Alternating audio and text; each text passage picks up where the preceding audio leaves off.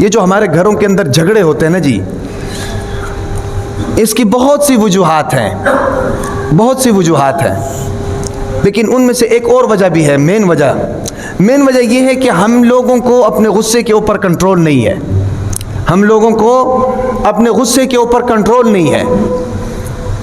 یاد رکھیں کہ غصہ جو ہے نا جی، یہ انسان کا فطری عمل ہے، اللہ تعالیٰ نے انسان کے فطرت کے اندر رکھا ہوا ہے غصہ، لیکن اس کو یوٹیلائز شریعت کے دائرے کے اندر رہ کر کرنا چاہیے، سمجھ آ رہی کہ نہیں؟ دین کے دائرے کے اندر رہ کر اس کو یوٹیلائز کرنا چاہیے، اس سے ہم بچ نہیں سکتے ہیں، اس کو ہم اپنے جسم سے نکال نہیں سکتے ہیں، سمجھ آ رہی ہے؟ جس طرح بھوک انسان کا فطری عمل ہے، ہاں بھائی، خواہشات کا پیدا ہونا انسان کا فطری عمل ہے، شہوات کا آ جانا یہ انسان کا فطری عمل ہے، بیمار ہو جانا یہ انسان کا فطری عمل ہے، صحت مندی یہ انسان کا فطری عمل ہے، ہاں بھائی، یہ ساری چیزیں انسان کی فطرت کے ساتھ جڑی ہوئی ہیں نا جی، انسان کی جبلت کے ساتھ جڑی ہوئی ہیں، انسان کی بناوٹ کے ساتھ جڑی ہوئی ہیں، ان ساری چیزوں کے مجموعے کا نام انسان ہے۔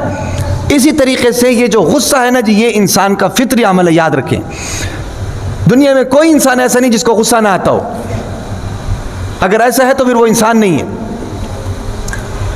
سمجھ آ رہی کہ نہیں؟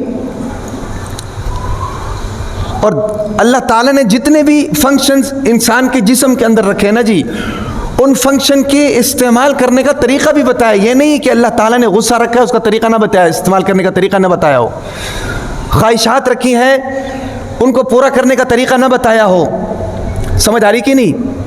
ایسا نہیں ہے، سمجھ آ رہی کہ نہیں؟ ہر چیز کو اللہ تعالیٰ نے جو چیز انسان کے دل کے اندر رکھی ہے، انسان کے جسم کے اندر رکھی ہے نا جی، اس کو یوٹیلائز کرنے کا طریقہ بتایا ہے۔ یہ جو شہوات خواہشات پیدا ہوتی ہیں، اس کے طریقے، حلال طریقے اللہ تعالیٰ نے بتائے ہیں۔ تو اس میں سے ایک غصہ ہے کہ جو ہمارے جھگڑوں کی بنیاد بنتی ہے، جھگڑوں کی بنیاد بنتی ہے۔ تو غصہ ایک فطری چیز ہے، اور اس کا استعمال شریعت کے حدود کے دائرے کے اندر رہ کر ہونا چاہیے۔ جب اس کا استعمال ہم شریعت کے حدود کے دائرے کے اندر رہ کر کریں گے نا جی، یہ ہمارے لیے فائدہ مند چیز ہے، نقصان دہ چیز نہیں ہے۔ یہ نقصان دہ اس وقت ہوتی ہے جب ہم اس کو شریعت کے خلاف استعمال کرنا شروع کر دیتے ہیں۔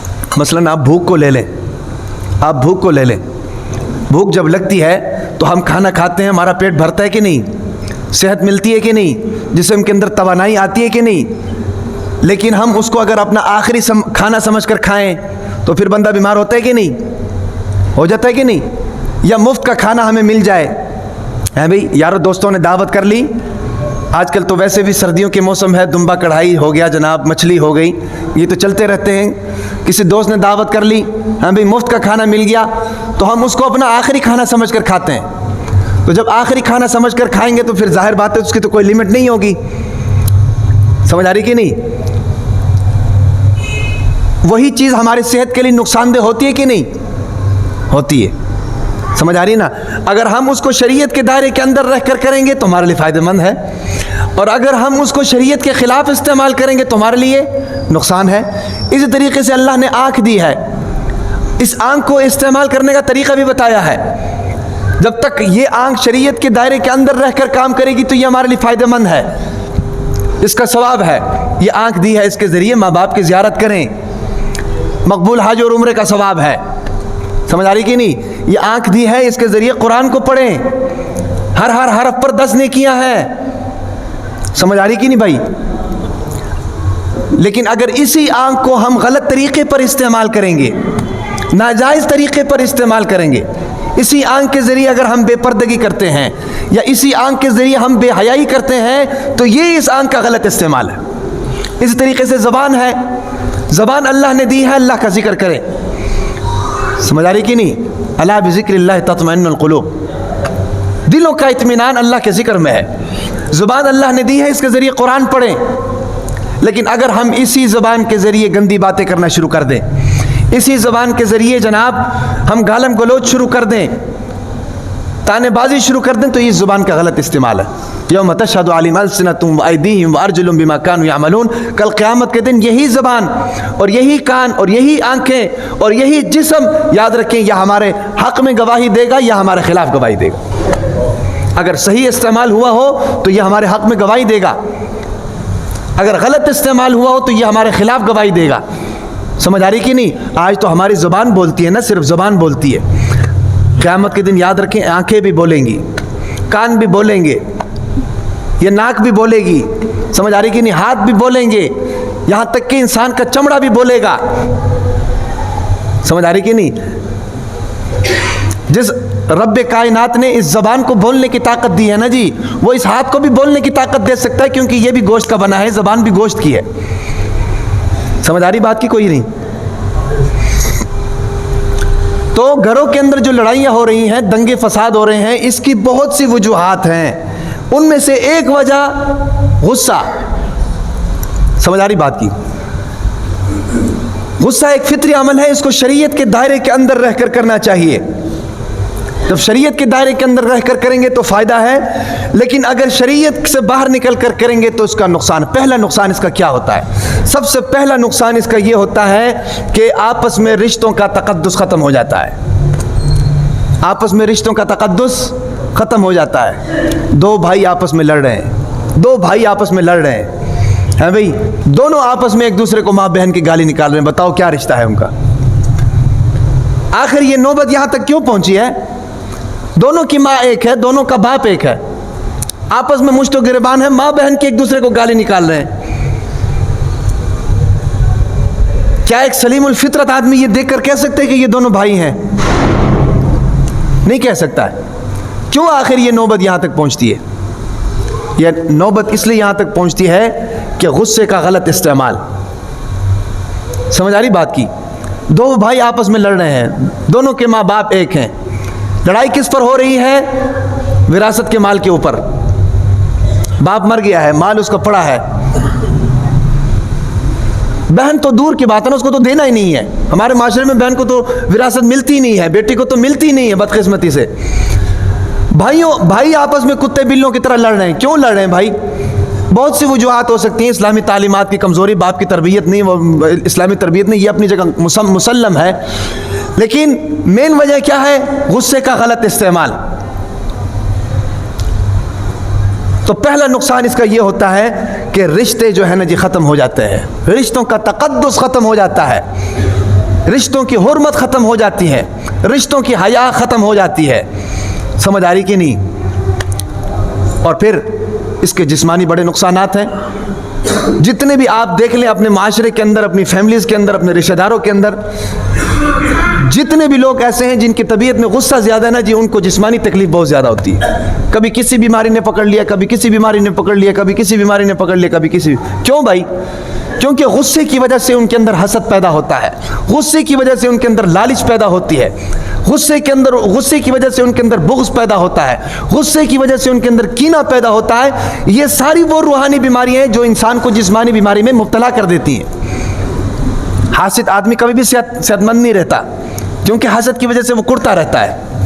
لالچی آدمی کبھی بھی صحت مند نہیں رہتا، کیونکہ لالچ کی وجہ سے وہ کڑتا رہتا ہے، اس کی لالچ پوری نہیں ہو رہی ہوتی. اور یہ ساری چیزیں غصے کی بنیاد پر وجود میں آ رہی ہوتی. سمجھ آ رہی کہ نہیں؟ تو جسمانی نقصان دہ ہے یہ چیز، غصہ. سمجھ آ رہی کہ نہیں؟ اور پھر اخلاقی طور پر بھی، سماجی طور پر بھی جو آدمی غصے والا ہوتا ہے نا جی، اس سے نفرت کی جاتی ہے. یاد رکھیں میری بات، غصے والا جو آدمی ہوتا ہے نا جی، اس سے نفرت کی جاتی ہے. اس سے بات کرنا گوارا کوئی نہیں کرتا.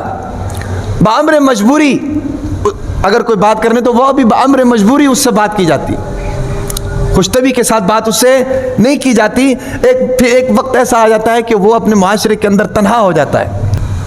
اور پھر ایک اور میں بات آپ کو بتاؤں، غصے کا ایک بہت بڑا نقصان ہے. وہ کیا ہے؟ وہ یہ ہے کہ غصہ جو ہے یہ انسان کی صلاحیتوں کو ختم کر دیتا ہے. انسان کی صلاحیتوں کو غصہ ختم کر دیتا ہے. انسان کے اندر جو صلاحیتیں موجود ہوتی ہیں یا جو قائدانہ کردار انسان کے اندر موجود ہوتا ہے نا جی، یہ غصہ اس قائدانہ کردار کو یا اس قائدانہ صلاحیت کو یہ غصہ ختم کر دیتا ہے. یہ جتنے بھی غصے والے لوگ ہوتے ہیں نا جی، جتنے بھی غصے والے لوگ ہوتے ہیں کامیاب نہیں ہوتے. کیوں نہیں ہوتے بھائی؟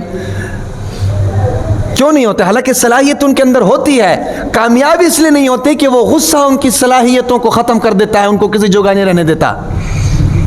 سمجھ آ رہی کہ نہیں؟ بات ذہن میں رکھو. ہمارے یہاں جوہر ٹاؤن میں مدرسے میں ہوتا ہوں، وہاں میں نے خود اس چیز کا مشاہدہ کیا. جتنے طلبہ کرام دماغ کے تیز ہوتے ہیں نا جی، غصے کے تیز ہوتے ہیں، پڑھائی میں نل ہوتے ہیں. پڑھائی میں نیل ہوتے ہیں. کیوں بھائی؟ وہ اس لیے نیل ہوتے ہیں کہ غصے کے تیز ہیں. دماغ ایک ہی چیز کو مینیج کر سکتا ہے نا بھائی. جب انسان کو غصہ آتا ہے، غصہ اور عقل ایک جگہ جمع نہیں ہوتی ہیں. غصہ اور عقل ایک جگہ جمع نہیں ہوتی ہیں. جب غصہ اور عقل ایک جگہ جمع نہیں ہوں گی تو پھر پڑھائی کا تعلق تو عقل کے ساتھ ہے، تعلیم کا تعلق تو عقل کے ساتھ ہے. سمجھ آ رہی کہ نہیں؟ کوئی بھی وہ کام جس میں سمجھداری مطلوب ہوتی ہے اس کام میں وہ لوگ نل ہوتے ہیں. اس کی وجہ یہی ہوتی ہے. آج کل ایک بہت بڑا نقصان جو غصے کی وجہ سے ہمارے سامنے آ رہا ہے وہ کیا ہے؟ طلاق کا بڑھتا ہوا رجحان. طلاقوں کا بڑھتا ہوا رجحان. یہ کیوں اس کا ریشو بڑھ رہا ہے؟ اس کی وجہ یہی ہے، غصہ. شوہر کو غصہ آ گیا، بیوی کی بات برداشت نہیں ہے، فوراً طلاق دے دی. گویا کہ ہم لوگوں نے بیوی کو انسان ہی نہیں سمجھا، عورت کو انسان ہی نہیں سمجھا، فوراً طلاق دے دی.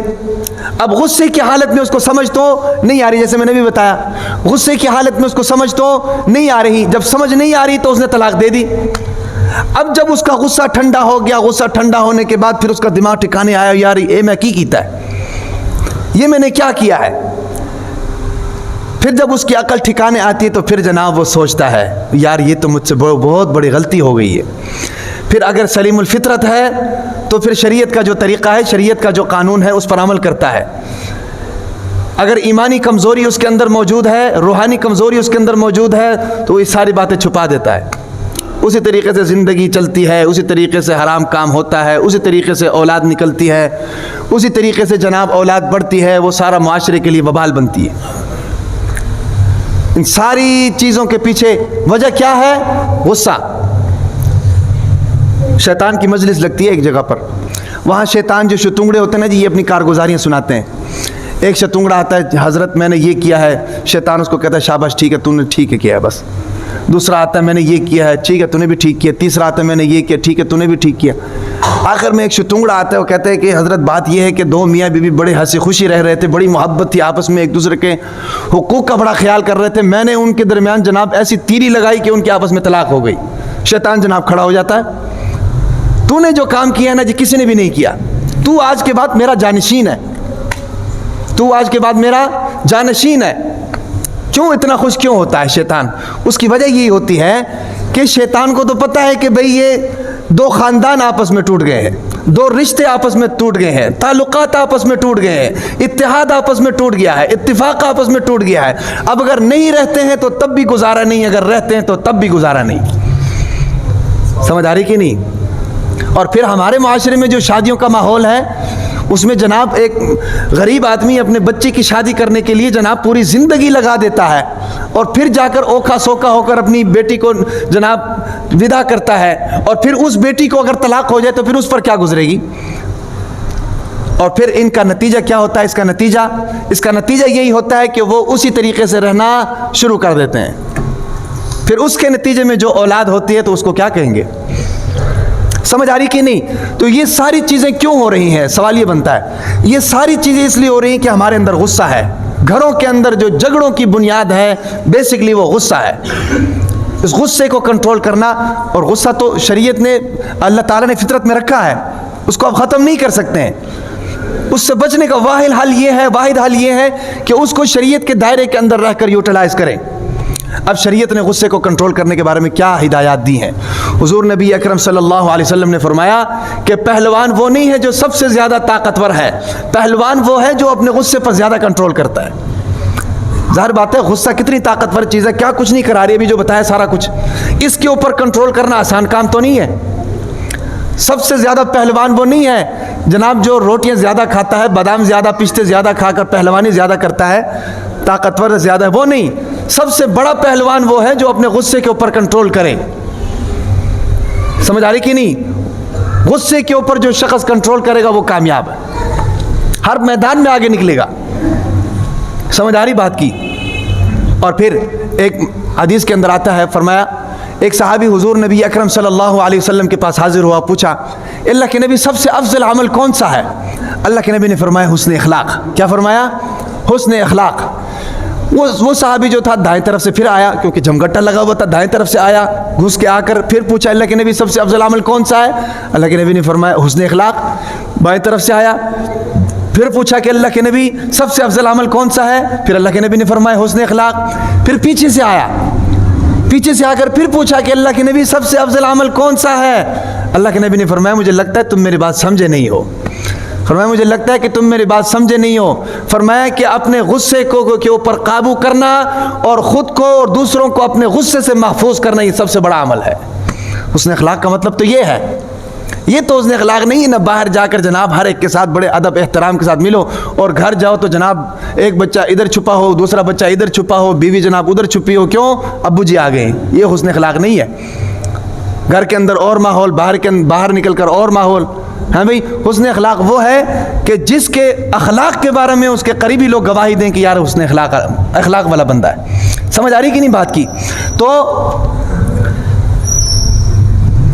یہ طریقہ کار شریعت نے بتایا۔ اور پھر ایک طریقہ کیا، جب غصہ آ جائے تو کیا کرنا چاہیے؟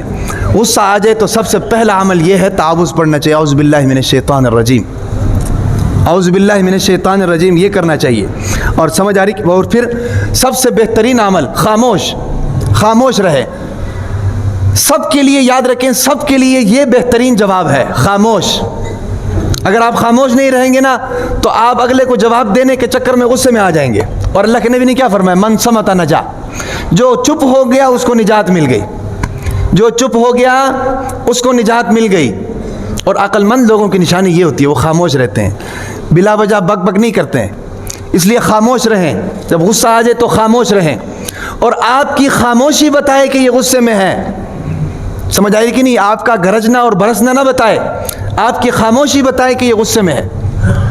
اللہ کے نبی حضور نبی اکرم صلی اللہ علیہ وسلم جب غصے میں ہوتے تھے تو صحابہ کرام پہچان جاتے تھے۔ اللہ کے نبی بولتے نہیں تھے، پہچان جاتے تھے حضور نبی صلی اللہ علیہ وسلم کے چہرے انور کو دیکھ کر کہ اللہ کے نبی کی طبیعت میں غصہ آیا ہوا ہے۔ سمجھ آ رہی کہ نہیں؟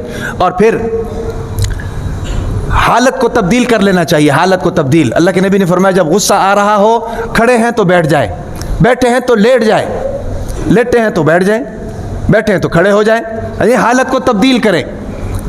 سمجھ آ رہی کہ نہیں؟ اور پھر وضو کرنا بھی مستحب عمل ہے، سنت عمل ہے، وضو کر لینا چاہیے، پانی پی لینا چاہیے۔ یہ ساری وہ چیزیں ہیں جو غصے کو ختم کر سکتی ہیں، لیکن یاد رکھیں کہ غصہ انسان کے جسم سے ختم نہیں ہوتا۔ بہرحال غصہ انسان کی فطرت کا حصہ ہے، اس کو شریعت کے دائرے کے اندر رہ کر یوٹیلائز کرنا چاہیے۔